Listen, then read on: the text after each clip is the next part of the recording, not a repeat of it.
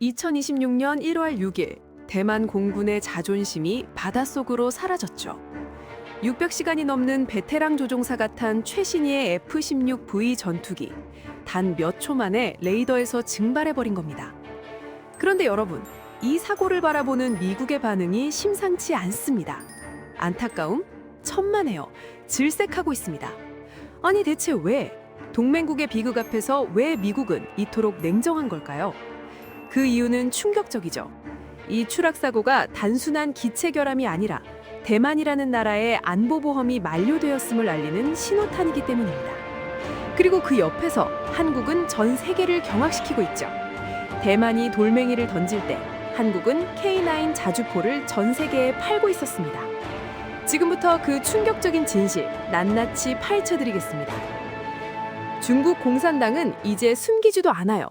미션 2025라는 살벌한 훈련을 통해 대만 총통부를 타격하고 주요 항구를 봉쇄하는 시뮬레이션을 전 세계에 생중계하듯 공개해버렸죠. 심지어 대만 총통부 건물을 그대로 분떠 모형을 만들어 놓고 특수부대가 침투해 수뇌부를 제거하는 참수작전 훈련까지 진행했습니다. 대만도 가만히 있진 않았어요. F-16V가 중국 최신의 전투기 젠16을 격추했다며 우리도 언제든 너희를 쏠 수 있다고 응수했죠. 하지만 그 허세는 오해가지 못했습니다. 바로 며칠 전 그 자랑하던 F-16V가 전투 한 번 치러보지 못하고 추락해버린 겁니다. 이 사건으로 미국은 깨달았죠. 그동안 대만을 지탱해주던 두 가지 보험이 종이장에 불과했다는 걸요. 첫 번째 보험, 실리콘 방패 TSMC. 대만은 믿었어요. 전 세계 반도체의 90%를 우리가 만드니까 미국이 무조건 지켜줄 것이다. 하지만 냉혹한 국제 정치판에서 영원한 내 편은 없습니다. 미국은 전략을 바꿨죠.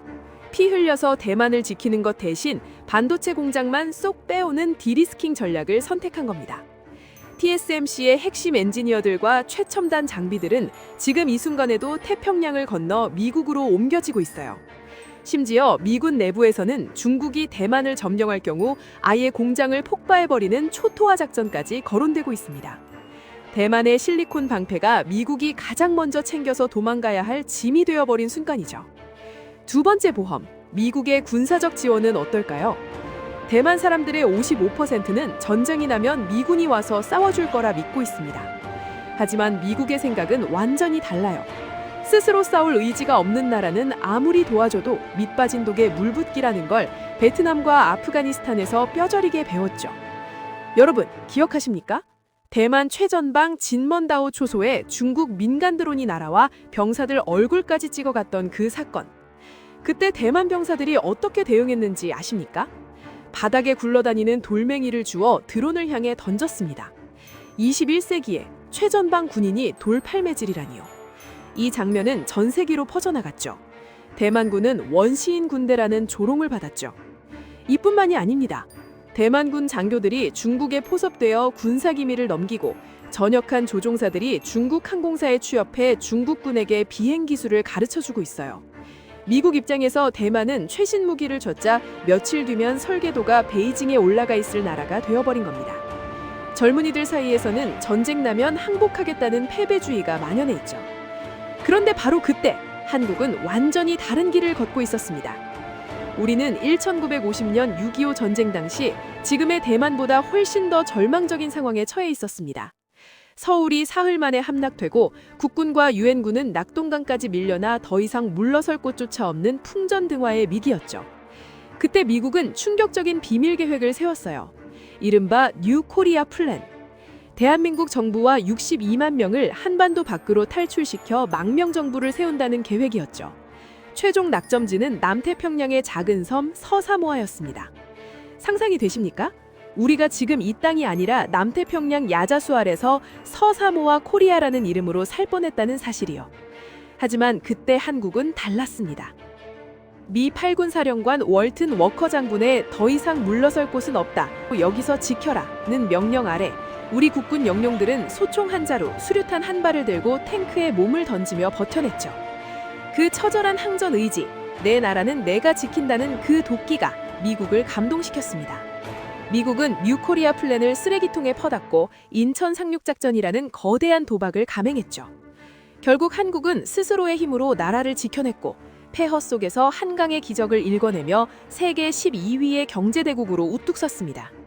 그리고 지금 한국은 K9 자주포와 FA-50 전투기를 전 세계에 수출하는 방산 강국이 됐죠. 최근 유럽 방산 시장을 보십시오. 폴란드가 한국과 맺은 계약 규모 15억 달러, 180대의 K2 흑표 탱크, 672문의 K9 자주포, 48대의 FA-50 전투기, 288대의 K239 천무 다연장 로켓포. 이건 첫 번째 계약일 뿐입니다. 최종적으로 폴란드는 1000대가 넘는 K2 탱크와 800문 이상의 K9을 도입할 계획이죠. 노르웨이, 핀란드, 에스토니아, 체코, 슬로바키아, 리투아니아, 라트비아까지 한국 무기가 유럽을 점령하고 있습니다. 대만의 한 군사 전문가는 조국이 자주자병조차 이루지 못하는 현실에 통탄하며 한국을 주목하라는 영상을 올려 폭발적인 반응을 일으켰죠. 그는 영상에서 이렇게 말했습니다. 요즘 유럽 방산 시장에서 가장 강력한 무기가 어디서 왔는지 아십니까? 독일도 아니고 미국도 아닙니다. 바로 한국입니다. 한국은 단 몇 년 만에 무기 수출국 18위에서 세계 9위로 뛰어올랐고 2027까지 세계 5위를 목표로 하고 있습니다.